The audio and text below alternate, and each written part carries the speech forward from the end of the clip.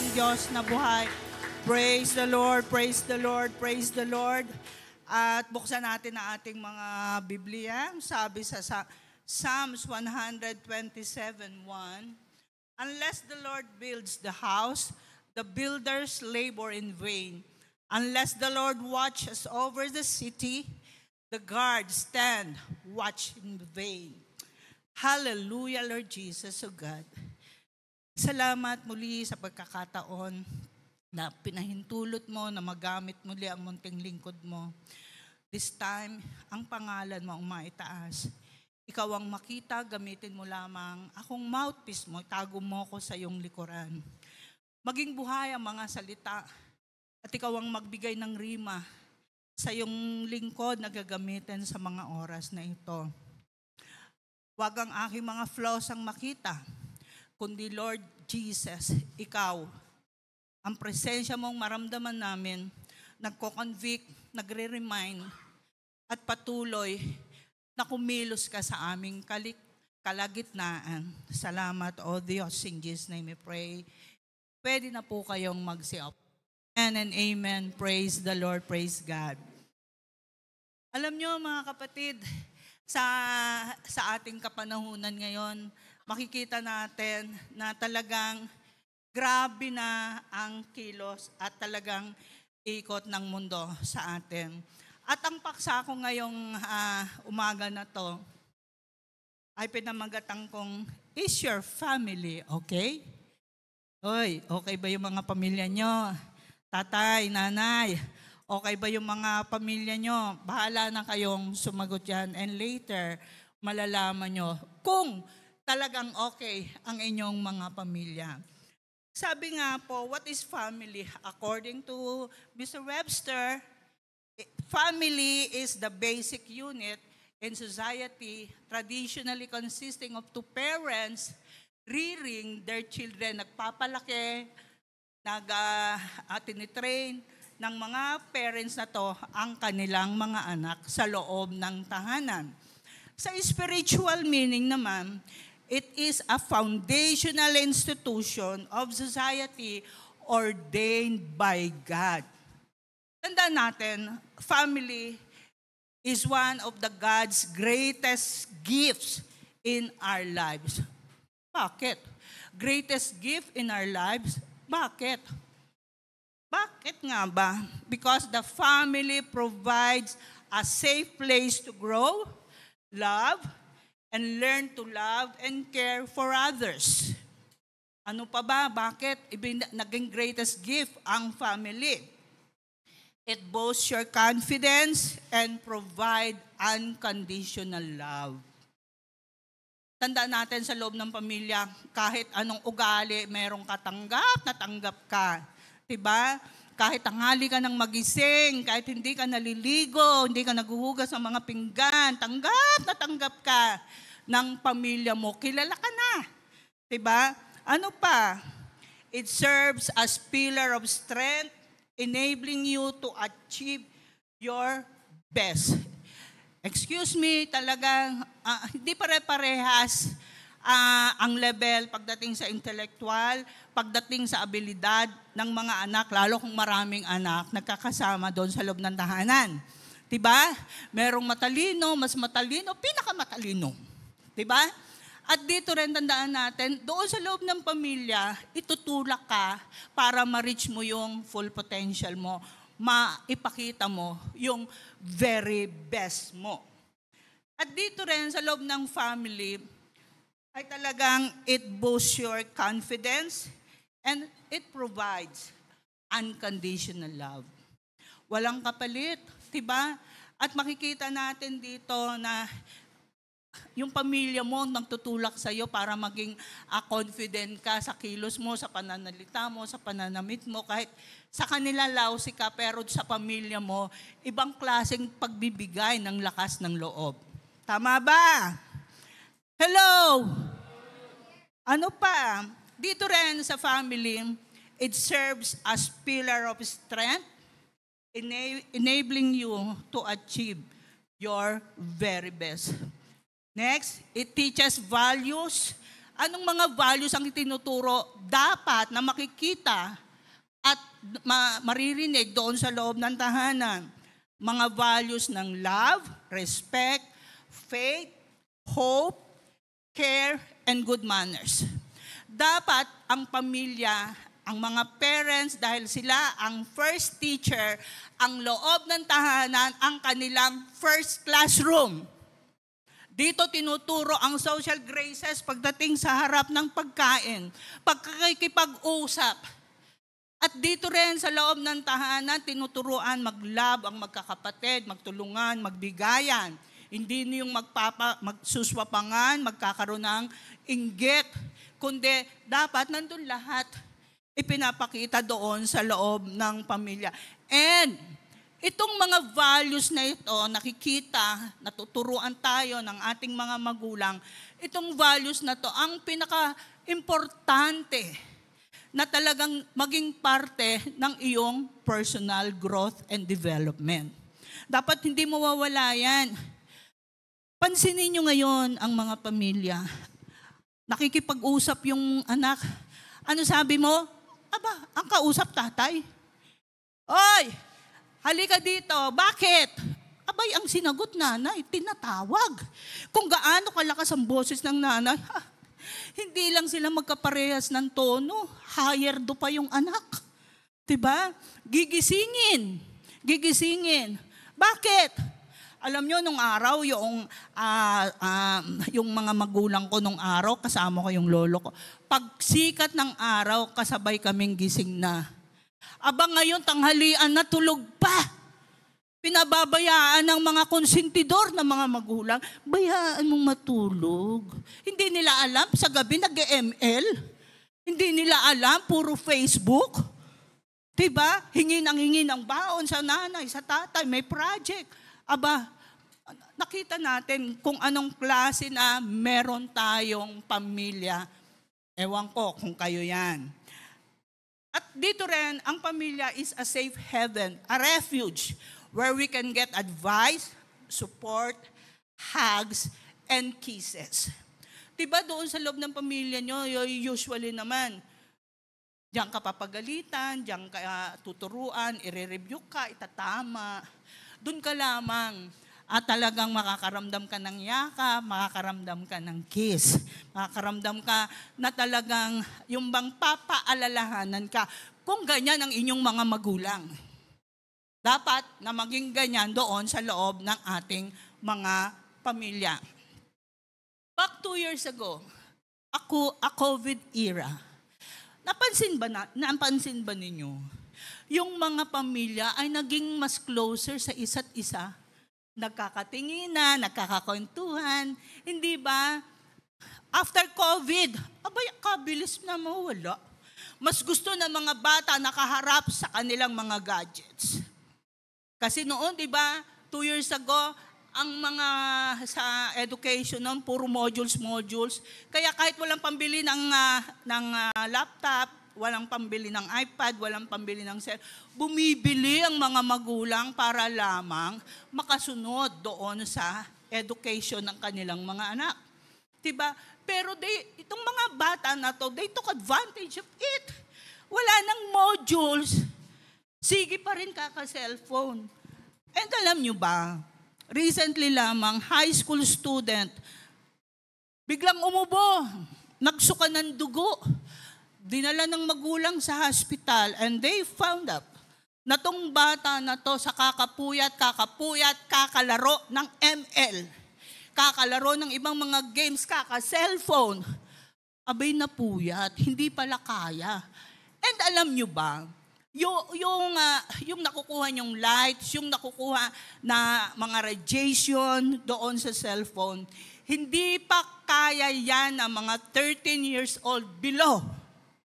Kaya kayong mga magulang, kung ang pinapamarali nyo, binibigay nyo ng cellphone ng inyong mga anak, huwag kayong magtaka, isang araw, manginginig yan, magko-collapse yan. Yung mga kamay niyan maninigas dahil kaka-cellphone. Ang mga mata niyan maggaganong-ganon na kukurap-kurap na yan hanggang hindi nyo alam unti-unting mabubulag. Hello? And wag kayong maging kumpiyansya. Kasi behave yung anak ko pagka may cellphone. Tinutulak nyo sila sa malaking kapahamakan. Dinadamage nyo yung kanilang brain. Dinadamage nyo yung kanilang mga physical, katulad ng kamay, itong mga mata. Hello, akala nyo, cellphone lang yan? Hindi ko nga lubos maisip Grade 4 student, may cellphone. Imbis na talagang nag-iipon yan para may future. Alam nyo, pagka ganyan, alam mo na kaagad kung anong future ng batang to Kilala mo na, kasi cellphone ng cellphone yan, magyayabang yan, doon sa school, ilalabas, ganito. Alam nyo, alam ko na magiging future ng batang yan, hindi magiging maganda ang future niyan.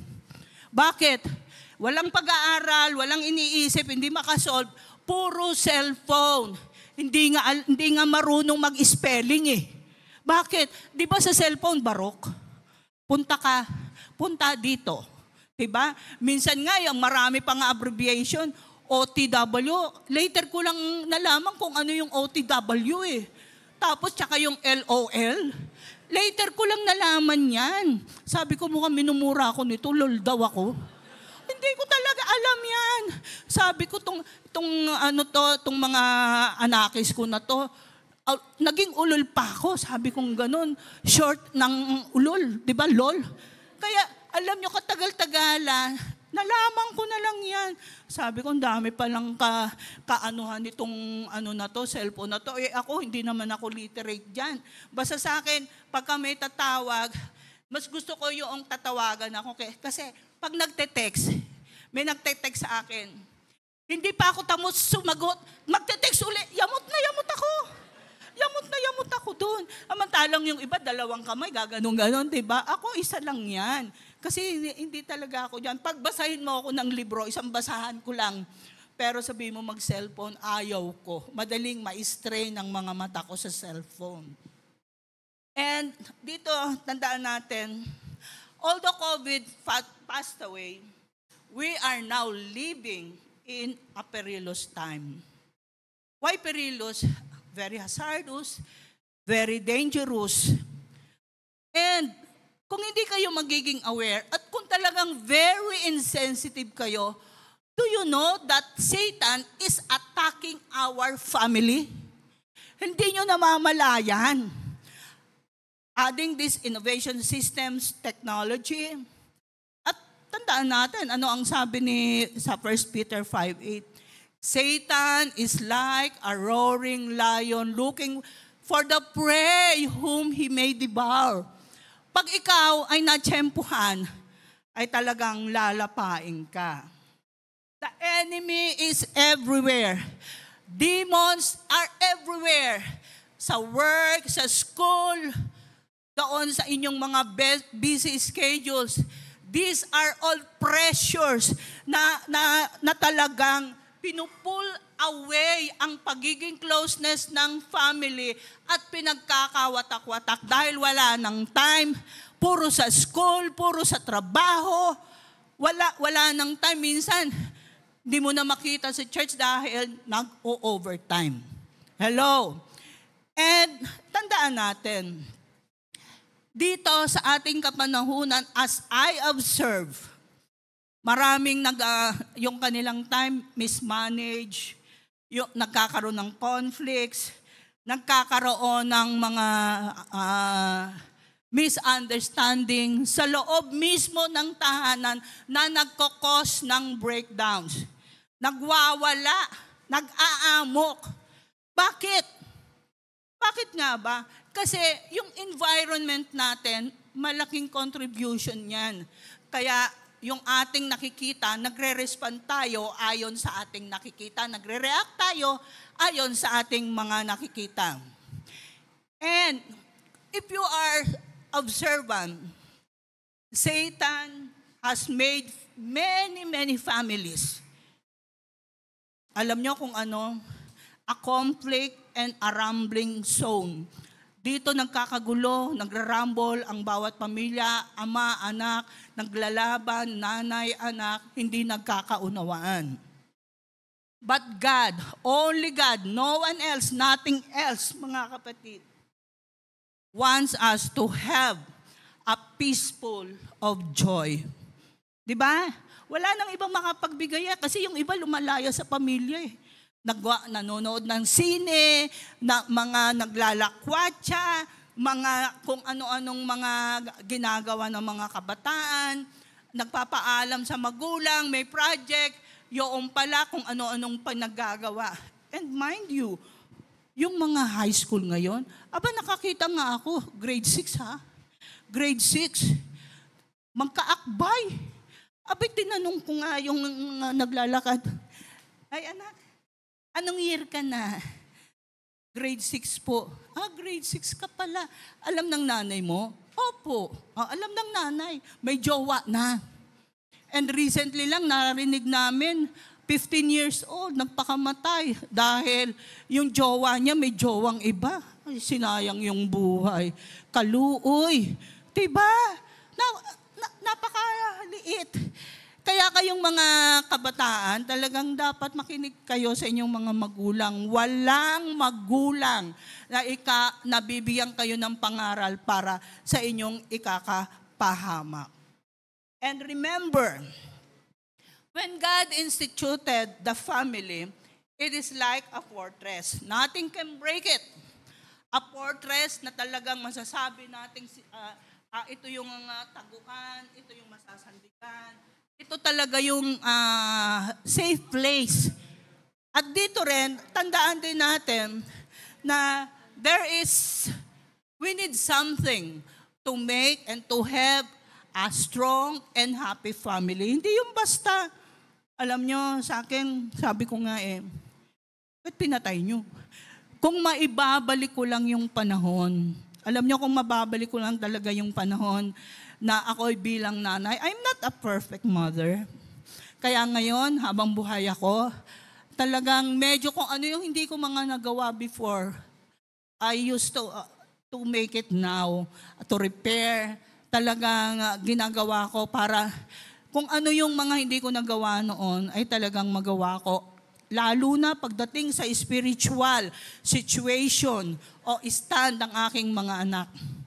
Kasi sa akin, ang hirap noon na talagang si pastor nag-abroad, ako lang, kasama na may helper, meron akong kapatid.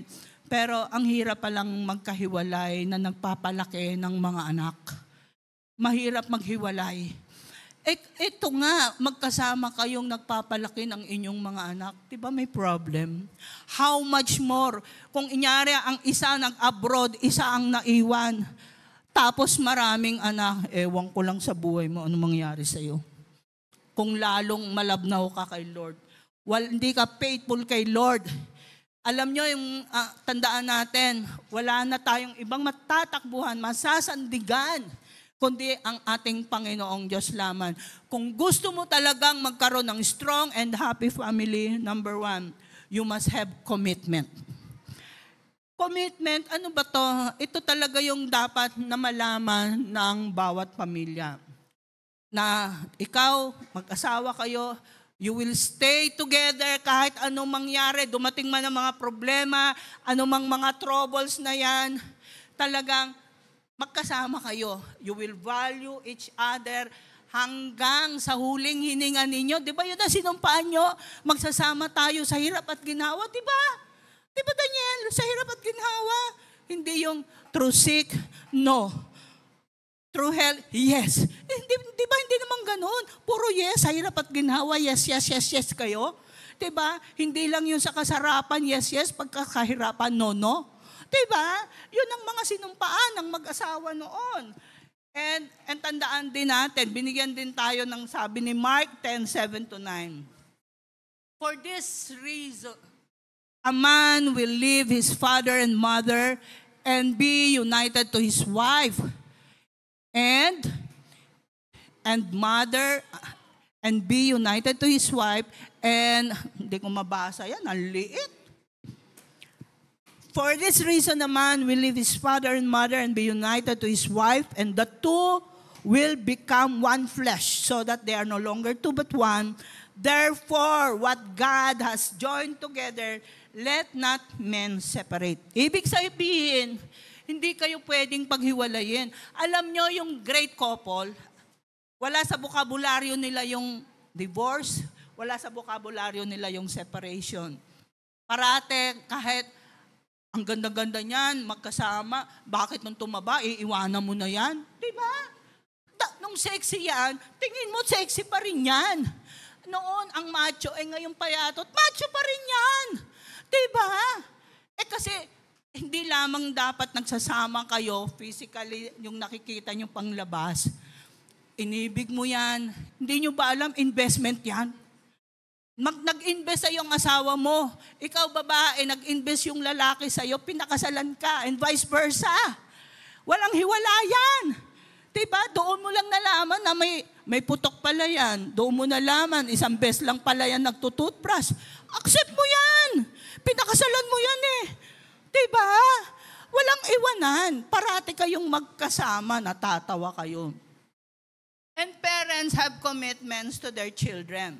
And sabi nga kanina, sa Psalms 27, sa Psalms 127, 3 and 4, ang mga anak ay regalo to ng Diyos.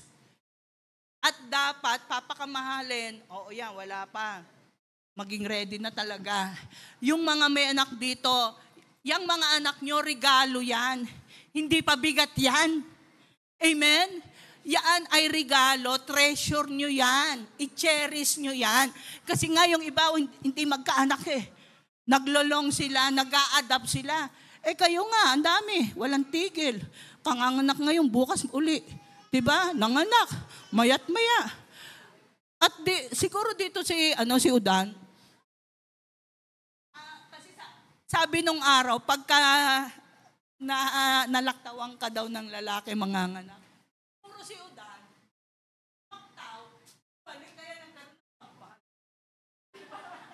kaya kaya sa atin, joking aside, na talagang sa atin, yung mga magulang, na talagang ibinigayan sa atin para mamahalin natin unconditionally and immeasurably. Dapat tanggap na tanggap nyo anak yan, kahit pango yan, kahit ano pang klase yan, tanggapin nyo anak nyo yan eh. Diba? Kaya kayong mga magulang ay talagang papakamahalin nyo ang inyong mga anak. And hey, hindi lang mga magulang ang may commitment, pati kayong mga anak, dapat you have your commitment to obey your parents. Kahit walang inyong mga magulang, alam ba ng mga magulang nyo na sinusunod nyo ang mga sinasabi nila kahit wala sila? Hello? Sinusunod nyo ba? Pagka wala inyong mga magulang, lalo na ngayon, yung ibang mga magulang nagtatrabaho, lingguhan na lang umuwi. Hindi nila alam, malaking kabalbalan ang ginagawa ng mga anak nila. Walang boyfriend, pero may boyfriend sa cellphone. Ha? Walang mga jowa yan, pero may jowa sa cellphone. Doon I love you. Pero kay Lord, hindi niya masabing, I love you, Lord. Hindi makapagpuri.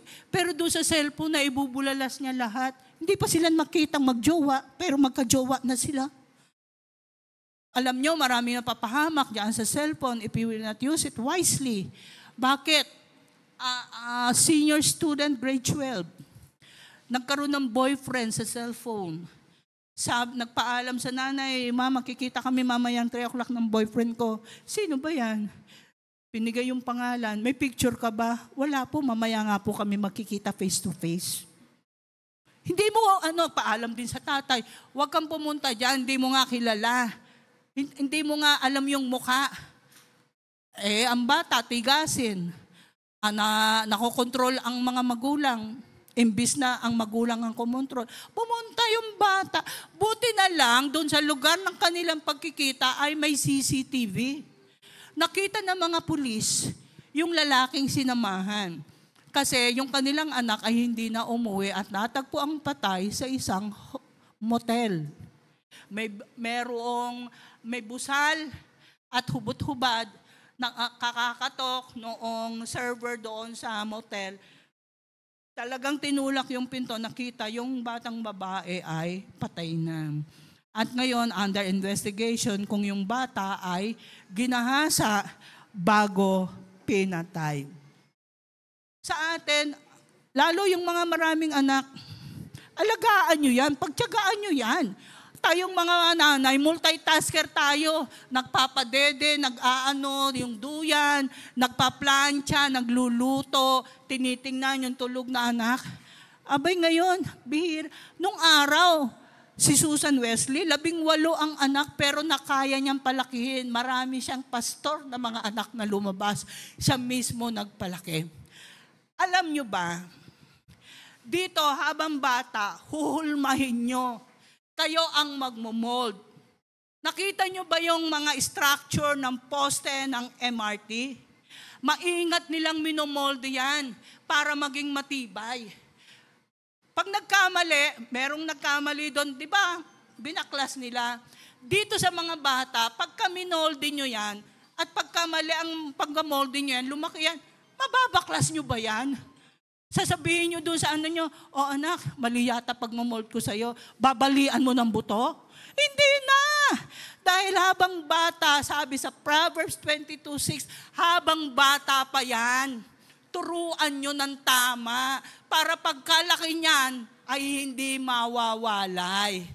Habang bata yan, fresh yan, madaling mag-adapt. Kaya kayong mga magulang, be a model. Maging magandang ehemplo kayo sa inyong mga anak. Amen? May narinig kayo, katuruan. May nabasa kayo. Alam niyo mga anak, matalino yan. Gagayahin kayo niyan. Nakinig nga kayo, napakinggan ninyo. Pero against naman ang buhay na pamamalakad nyo. Nakuha nyo? Iba yung narinig, iba yung narinig tapos sumunod. Hindi yung, kasi dalawa tenga natin, narinig mo lang, lumabas na doon. Diba? Hindi ganun. Kailangan, kayong mga magulang, kayo ang first teacher, kayo mismo ang magmamodel sa inyong mga anak. Sabi mo nga eto, ganito, ganon. Pero ikaw ba, taliwas sa mga sinasabi mo, yung mga ginagawa mo. Kaya yung anak mo, nako-confuse. Maraming katanungan. Hello? Kaya sa atin, ang laking responsibility, ang mga anak talaga, waray-waray yan. Kayo ang mag-aayos, kayo ang magmomold, kayo ang magtitrain, kayo ang magno-nurture, kayo ang magpipresenta kung ano ang mga magagandang values dapat hanggang sa kanilang paglaki. Kayo ang magtuturo. Hindi nyo bibigay ang responsibility sa Sunday school. Hindi nyo bibigay ang responsibility doon sa secular school. It is your responsibility. Mga magulang, lahat magsabing amen. Alam nyo na talagang, ano ba talaga ang nagsosustain ng commitment? Is it love that sustains your commitment or the other way around? Is it commitment that sustains your love? Bahala na kayong sumagot dyan. Number 2, para magkaroon ng strong and happy family is to have communion. Hindi yung magko-communion, iinom ka. Hindi yung magbe-breaking of bread ka. This is togetherness. Unity. At dito rin, tandaan natin, sa bawat relationship, dapat merong pagpapalitan ng feelings, pagpapalitan kung ano yung nasa isip mo. You must have time to spend with your loved ones, sa mga anak mo. At kung may mga anak ka, mag-spend ka ng time sitting with them around the table, without cellphone, hindi nakabukas yung television. Kundi ikaw, asawa mo, mga anak mo, dapat nandun kayo nagkukwentuhan. Doon kayo nagpapalitan ng mga kuro-kuro sa table. Hindi ngayon, pansinin nyo. Nasa table na, nagkakainan pa, may cellphone si tatay, may cellphone si nanay, may cellphone si bunso, lahat sila may cellphone. No? Hindi nila na-enjoy yung meal na yan ay blessing from the Lord. Alam nyo, in a survey, for 1,500 children na natanong, ang tanong nila doon sa mga bata, what makes family happy? Over 90% ang sagot ng mga bata. Ang sabi nila, it was doing together with my dad and ma. Doon pa lamang makikita nyo Yung mga bata, tuwang-tuwa sila na gumagawa, na-achieve, na-fulfill kung ano yung pinagagawa sila kung nandun ang kanilang mga magulang. Diba nai-inspire yung mga bata? Pansinin nyo yung mga bata. Sabi ng teacher, merong PTA meeting. Anak, hindi ako makaka-attend, may trabaho ko Diba? Tingnan nyo mukha ng mga anak nyo. Diba lonely? Diba? Kaya ang mga bata parating nagde-desire na kasama nila ang kanilang daddy at mommy. At makikita mo pagkasama yan, ibang unspeakable joy doon sa mga bata. Yung mga mata nila, di ba? Nagniningning sa katuwaan. Hindi.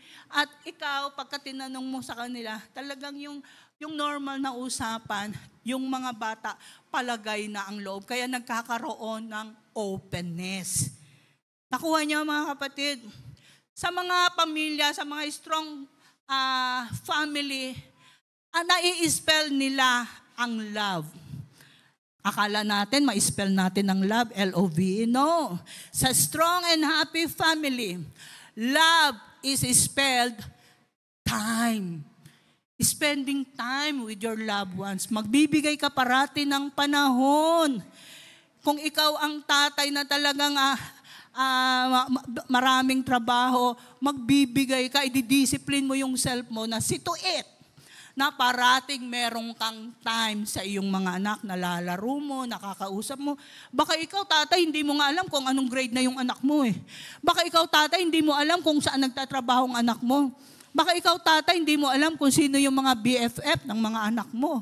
You should know that. Spend time with your family. At talaga, tandaan natin, sa mga mag-asawa, husbands and wives, God make us 2-in-1. So we need to be together always.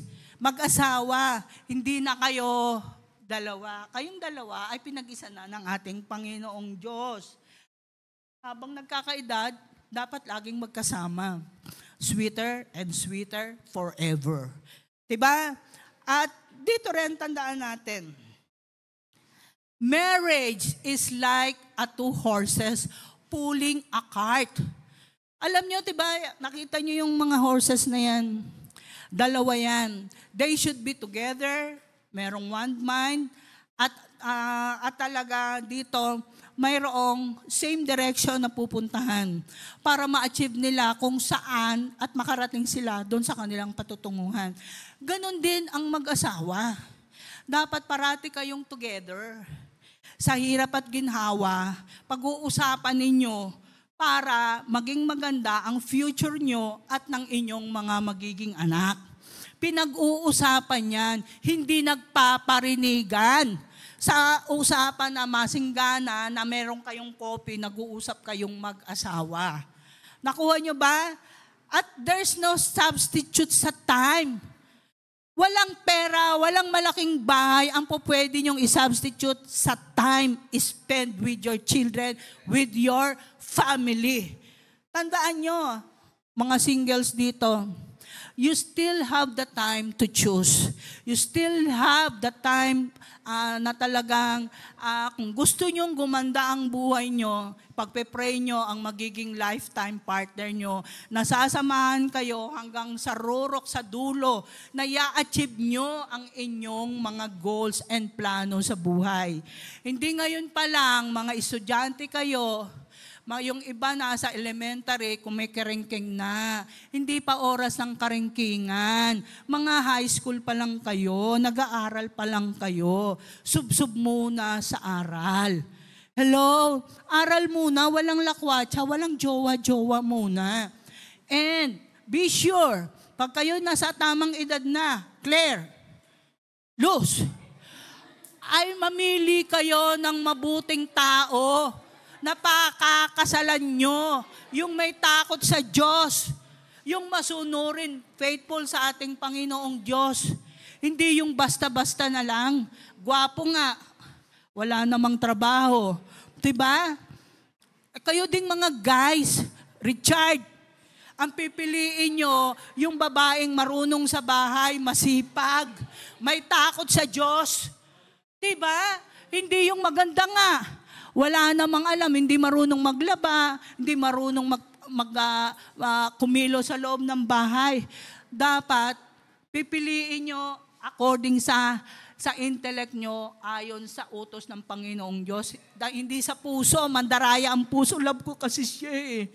Kita nyo, ang dami ngayong love, lumalagablab, naghihiwalay, laging nag-aaway.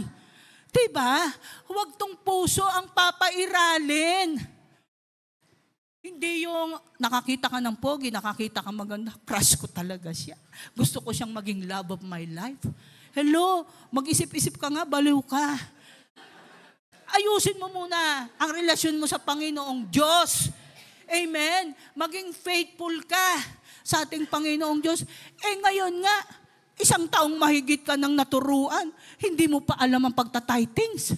Hindi mo pa alam kung paano magbigay at magpagamit sa Panginoong Diyos. Basta pupunta ka na lang, sisimba, uupo, pag-uwian, uuwi ka na. Munti ka pang mahulog sa hagdanan, nakikipag-unahan ka pa.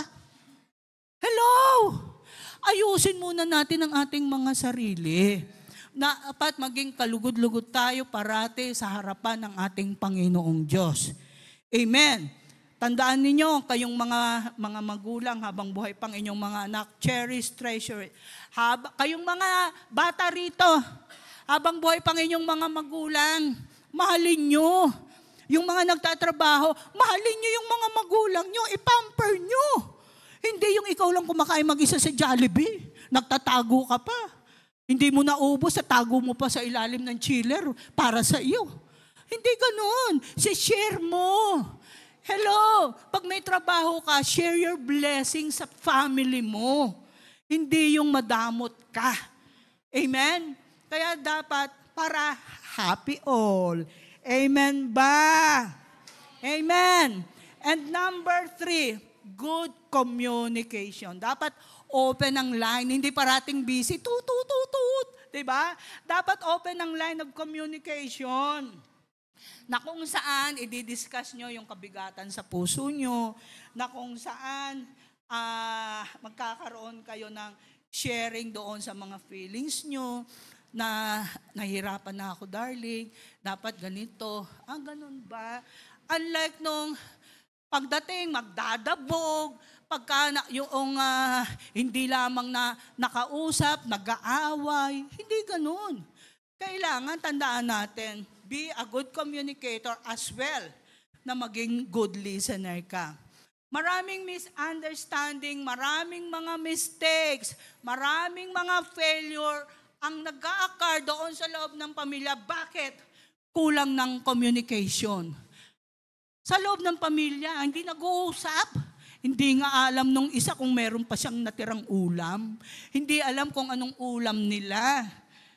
Doon, hindi alam kung anong oras ang pasok. Walang pakialam sa isa't isa. Bakit?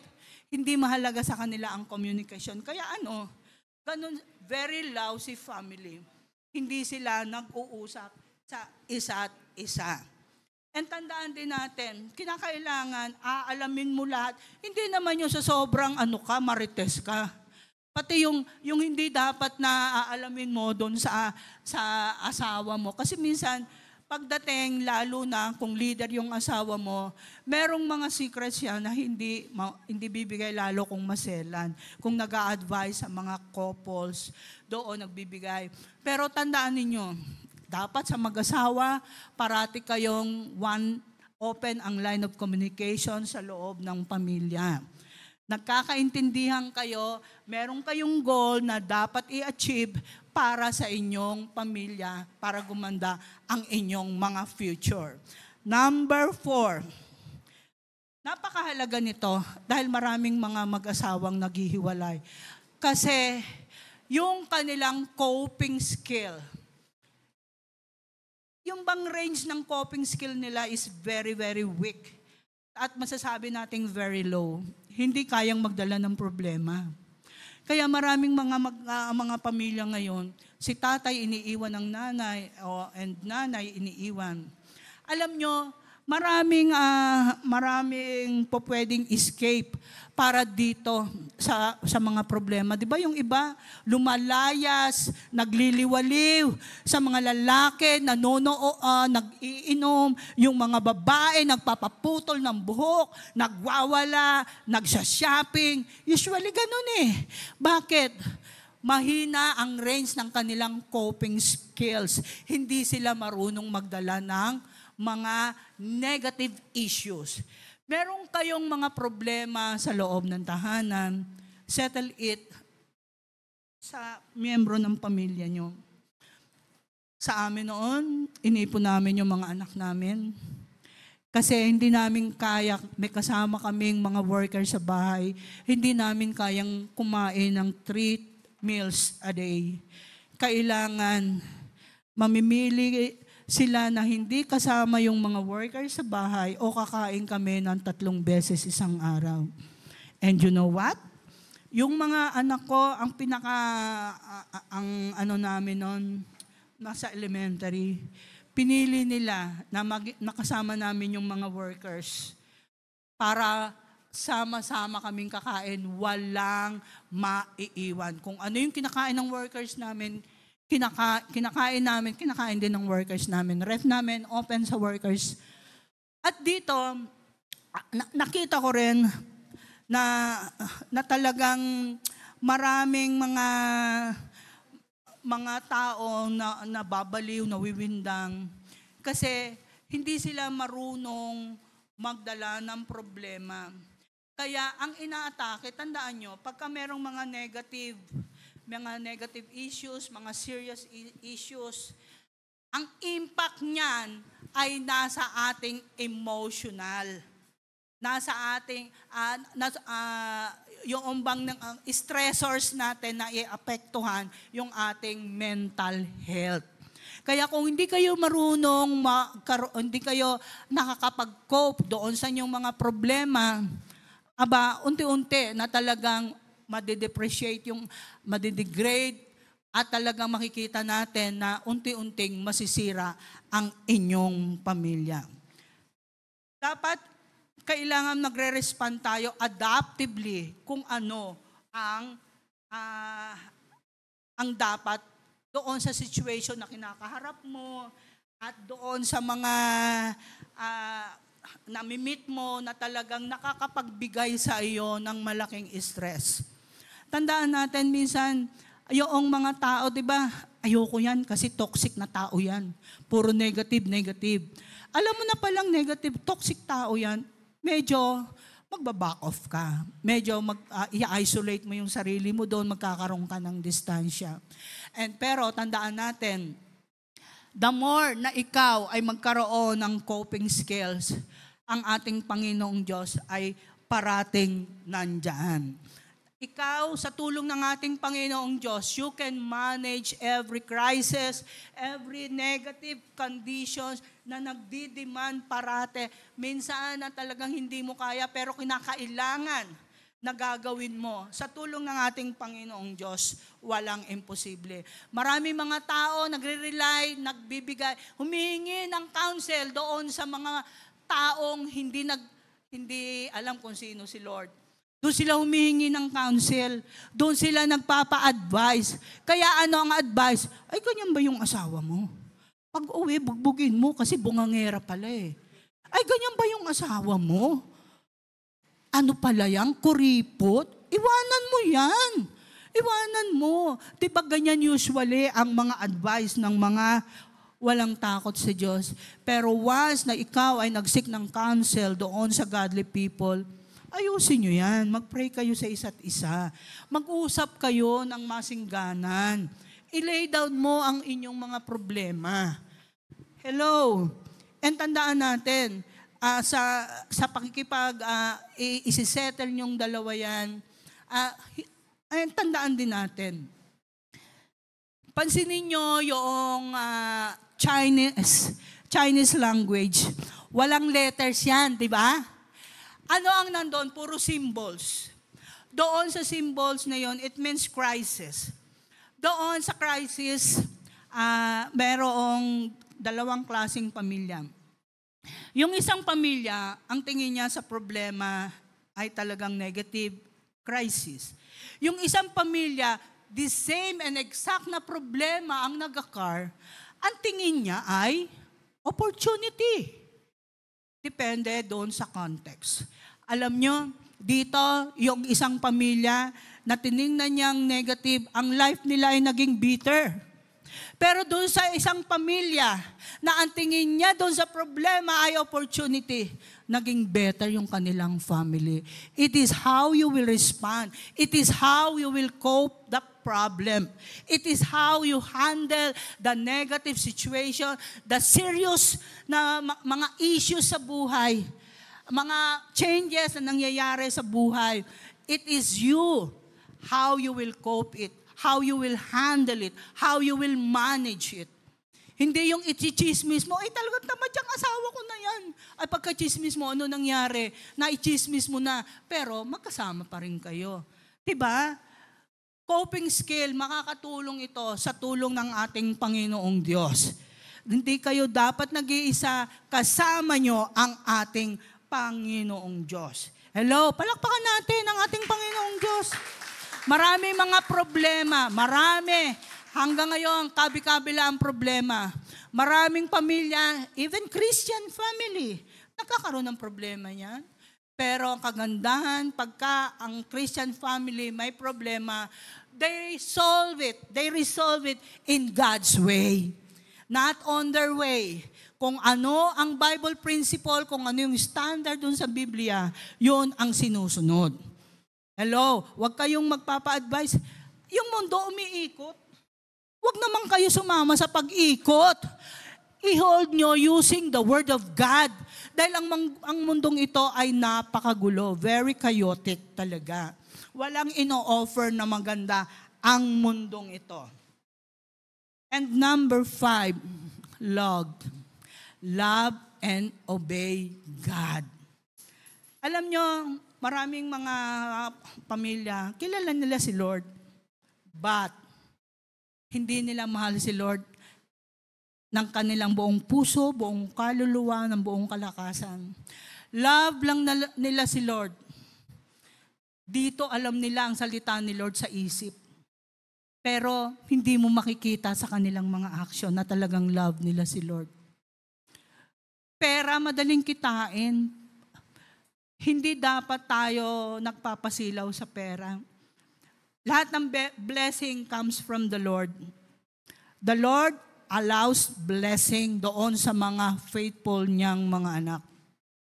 And tandaan din natin, dapat ang mga magulang napakainit sa ating Panginoong Diyos. Dapat ang mga magulang, ito ang kakakitaan na talagang pagdating sa faithfulness, number 1 dapat ang mga magulang. Dapat ang mga magulang ang kakakitaan ng magandang ehemplo kung ano yung pinipreach, dapat nakikita sa kilos. At tandaan din natin, katulad ngayon, meron tayong scriptural reading. Ini-impose ko yan, sinasabi ko yan sa mga anak ko. Magbasa kayo, mag-take away kayo. Wala kasing time, busy. Hello? 15 minutes, matagal na yan sa pagbabasa ng scripture. Anong hawak mo? 30 minutes na yung hawak mong cellphone? Wala kang time, busy ka? Oh, come on.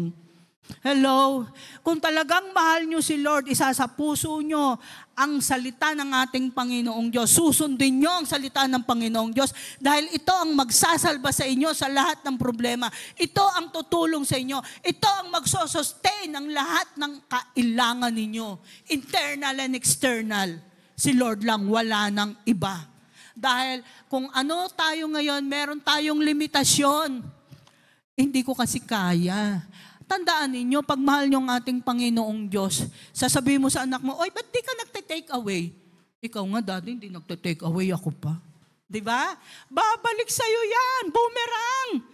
Dapat kung ano yung inutos mo sa anak mo, dapat ikaw ang number 1 na follower. Diba? Sumusunod ka. Kasi babalik at babalik sa'yo yan eh. Kaya sa atin, tayo ay parating maging magandang ehemplo sa ating mga anak. And tandaan natin, doing family devotion. Aside dun sa ating assign na prayer meeting, dapat meron kayong family devotion. Importante yan. Bakit? Doon nyo tuturuan ng mga anak nyo kung sino si Lord. Doon nyo tuturuan. Ano ang dapat? Ganito ang pag-worship, ganito ang pagsamba, ganito ang pag-pray sa ating Panginoong Diyos. Hindi yung aasa lamang kayo sa prayer meeting.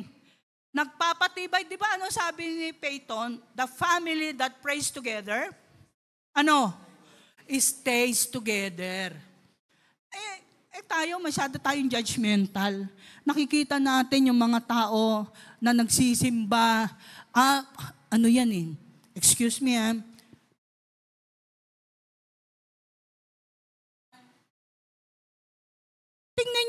Tingnan nyo sila. Sincere. All their hearts nagsasamba. All their hearts sa kapwa. With all their hearts, alam nila, ang ginagawa nilang yon ay para kay Lord. And how about us? Alam natin ang truth? Alam natin ang mga do's and don'ts? Alam natin ang dapat na mga standard principle na i-apply sa ating mga buhay, mga biblical standard na i-apply sa ating mga anak. And yet, bakit nanineglect natin yun? Ngayon, sino ang tama? Yung ginajudge natin na mali? O tayo nagiging self-righteous? Hello? Tandaan natin, kung gusto natin na talagang maging mapulfill natin yung purpose natin to go and make disciple, unahin mo munang i-disciple ang sarili mo. Unahin mo munang maging masunurin sa ating Panginoong Diyos. Magkaroon ka ng talagang full transformation, obeying the Lord. Paano ka makakapagtulong sa transformation ng kapwa mo? Ikaw nga mismo, hindi ka sold out sa utos ng Panginoong Diyos. 50-50 lang yung sinusunod mo. And mind you, marami ngayon, marami ngayon na ang mga asawang lalaki ay hindi nagpapakalalaki. I'm sorry, pero I saw it. Maraming mga tatay sa posisyon, pero not fulfilling their duties and responsibility. Walang ngipin sawayin ang asawa, walang ngipin sawayin ang mga anak. Kaya wag kayong umasa sa pagiging soft and lousy tatay ninyo, magiging maganda ang future ng mga anak nyo. Ako pa lang, hindi ako nagja-judge, pero ano ang sabi sa 127? Kung hindi ang Diyos ang mangunguna sa pamilya nyo, hindi ang Diyos ang mangunguna sa relasyon nyo, baliwala yan. Bakit? Dapat si Lord Jesus ang center. And gusto ni Lord dapat happy family. Pero kayo anong ginagawa nyo? Ikaw lang ang happy. Sarili mo lang iniintindi mo. And the rest, pag uwi ka, ganun lang uli. Kung ikaw ay nasa tamang pag-iisip at gusto mo na ang buong pamilya mo magmamahal, magsasamba, sama-sama kayong sisimba dapat eh. Linggo for the Lord yan.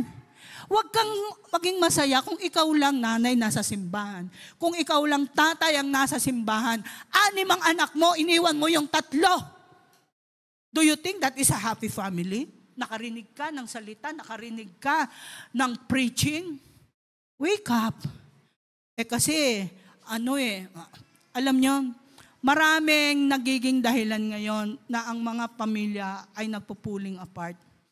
Sa school, pinababayaan ng mga magulang na mag-stay ang kanilang mga anak, even Sunday doon sa school. But, hindi lamang naman tayo ngayon nag-aral. Marami tayong mga professionals dito na yung ini-experience ng mga kabataan ngayon sa school, na-experience nila, bakit nagawa nila ng paraan na ma-exempt ang Sunday? That is for the Lord. Bakit yung mga estudyante ngayon mahihina, hindi pinaglalaban, na dapat linggo walang pasok? Bakit? Hindi gabay ng magulang.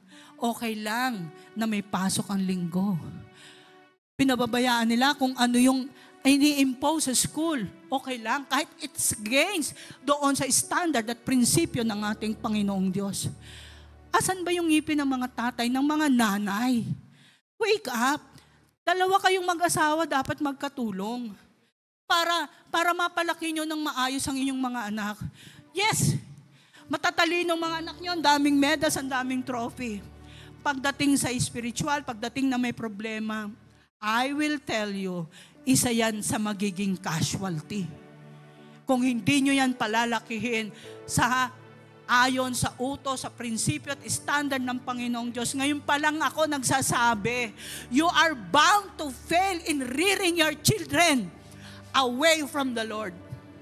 Ngayon pa lang, makinig ka. Kung gusto mo talaga maging maganda ang future ng anak mo, balance. 5 days o 6 days, magkakasama kayo, kasama dyan ng school, kasama ang trabaho. Pero si Tuit, ang Sunday Family Day, kasama nyo si Lord.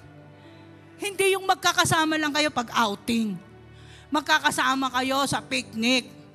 No, dapat sa lahat ng oras, sa lahat ng pagkakataon, sama-sama ang pamilya. Hello? Wake up mga family man dito. Wake up parents. Ang mundo natin ay pagulo ng pagulo. Ano bang ginagawa nyo? Wake up mga young people. Ano bang kinocontribute mo para maging maganda ang future mo, maging maganda ang pamilya mo? Wala ka nang kasamang nanay, wala ka nang kasamang tatay, and yet tamad ka pa na maglingkod sa Panginoong Diyos. Hindi nyo ba alam, mga young people, si Lord lang ang pag-asa natin? Ang sakit na walang nanay nagtatrabaho abroad, nagtatrabaho ang tatay. Pero dapat kayo mismong mga young people, be committed to do your part. Kayong mga parents, ang laking ibinigay na responsibility sa inyo. Binigyan kayo ng napakalaking responsibility dahil yung mga anak nyo ay napapariwara sa katahimikan ninyo. Walang oras, walang panahon ang pagtitigil ng mga magulang para magbigay ng reminders, magbigay ng mga advice sa kanilang mga anak. Kahit matanda pa yan, pag nakita mong mali ang ginagawa, huwag kang magbulag-bulagan, huwag kang magbigay-bingihan, tatay, nanay. Amen? Baka tomorrow will be too late. Kaya habang buo pa yung pamilya mo, kasama mo, kompleto kayo, you're enjoying the blessings from the Lord. Do it the right way. Do it the God's way. Para magkaroon kayo ng strong family. Face nyo yung problem na sama-sama kayo. Hindi yung ikaw tatay, mag-isa ka lang. Share the burdens with your wife, with your children. Mga anak, hindi ko na kayo kayang pag-aralin. Ano bang pwede natin gawin? Kasi ganito lang sweldo ko. Hindi yung po pwede na magwawala ka at tahimik ka lang. May gagawin ka. Sa tulong ni Lord, magagawa nyo ang lahat ng bagay. Kesa naman, ikaw nandito, mga anak mo at asawa, hindi mo kasama. So sad. Ang Panginoon gusto niyang magbuo ng magandang pamilya. Gusto niya na makita ang lahat ng mga anak na naisa ay walang mapapahamak. Kaya nga in-institute, in-ordain ng Panginoong Diyos ang pamilya para yung dalawang pinag-isa ay magkatulong na palalakihin ang kanilang mga anak na may takot sa ating Panginoong Diyos. Hindi way ng mundo. Hindi, kundi way ng ating Panginoong Diyos. Akala nyo mahirap? Mahirap doon sa nagre-resist. Mahirap doon sa ayaw magkaroon ng happy family. Mahirap. Sasabihin mo, hindi mo kaya? Kaya mo. Bakit? We can do all things, di ba? Sabi ni Lord, pagka gusto mo, kaya mo. Pero kung ayaw mo, marami kang dahilan. Gusto nyo ba yung mga anak nyo naglalakihan, well-educated, pero walang Diyos? Matutuwa ba kayo niyan? Kayo nandito, yung asawa nyo nag-overtime, yung asawa nyo ibang ginagawa. What if, knock on wood, nandito ka sa church, may nangyari sa anak mo, may nangyari sa asawa mo. How do you feel? Ganun na lang. See to it na ikaw, tatay, nakikita mo ang mga pamilya mo masaya dahil kasama mo. Huwag kang magpakasakali na akala mo lumuluhog ka ngayon. It's enough. Personal ang kaligtasan. Kanya-kanya ang kaligtasan. Pero ang laking bagay kung sama-sama kayong pamilya, one mind, one heart, one soul, united in spirit. Amen. Isa lang ang pamilya natin. Tandaan nyo yan. At kukunti na lang yung oras natin. Kung pinababayaan nyo ang mga anak nyo to do their own way, without God's way, without confronting them na eto ang tama, eto ang dapat, eto hindi nyo ginagawa, malaking pananagutan ninyo sa ating Panginoong Diyos. Yaang mga pagkukulang nyo, habang buhay kayo, pwede nyo pa i-repair. Pwede pa. Pero pagka wala na, kahit umiyak ka ng dugo, tumulo ang dugo, baliwala yan. Tayo. Make an altar. Close your eyes. Close your eyes. Come on. Hallelujah. Hallelujah. Always have the spirit of remembrance.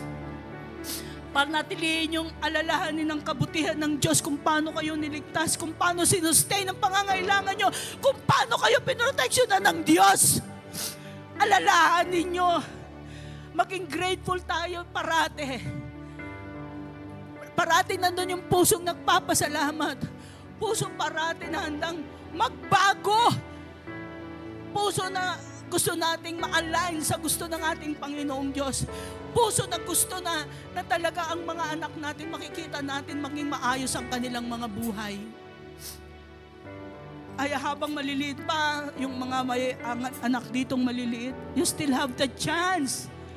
Bumawi kayo dyan sa mga anak nyo. Kung naging unfaithful kayo before, ngayon na, this time, aayusin ko na yung mga pagkakamali ko kay Lord. This time, eto na yung panahon. Tomorrow will be too late. Ang kultura ng mundo, materialism. Ang daming mga ino-offer na magaganda. Huwag naman tayong padaya. Huwag naman tayong pa-entice. Huwag tayong paseduce sa mga ino-offer ng mundong ito na ang dulot nito sa dulo ay kapahamakan, kasiraan, pagkakawatak-watak ng bawat mga pamilya. Huwag kayong mag-rely doon sa digital and modern technology. At tandaan natin, yung mga magulang, responsibility natin na palakihin natin ang ating mga anak. Malaman nila, sumunod sila talaga faithfully sa utos ng ating Panginoong Diyos. Maliliit pa lamang yan o ilalabas pa lamang yan. Walang school of parenthood. Nasa Panginoong Diyos. Nakasalalay ang parenthood mo sa pagsunod mo, sa pagiging faithful mo sa ating Panginoong Diyos. Lahat yan mula sa Panginoong Diyos. Kung wala ang Diyos sa buhay mo, dahil ikaw may malaking pera, may magandang sweldo, malaki ang mga business na pagkikitaan nyo, you're wrong. Without God, you are nothing. Pamilya nyo ang binubuo nyo. Dapat kasama nyo at sentro ang ating Panginoong Diyos para magkaroon kayo ng strong and happy family. Now, sa mga narinig nyo, is your family okay? Okay pa ba ang pamilya nyo ngayon? Be honest enough. Makipag-usap kayo sa ating Panginoong Diyos. Come on. Lay it all sa feet ng ating Panginoong Diyos. Meron pang time. Today and tomorrow will be too late. Love your family. Spend time with your family. Always have a constant communication. Have a coping skills. At pinaka-importante, si Lord dapat ang magiging sentro ng buhay niyo. Mamahalin niyo siya ng lubusan. At susundin kung ano yung pinag-uutos without any reservation and hesitations.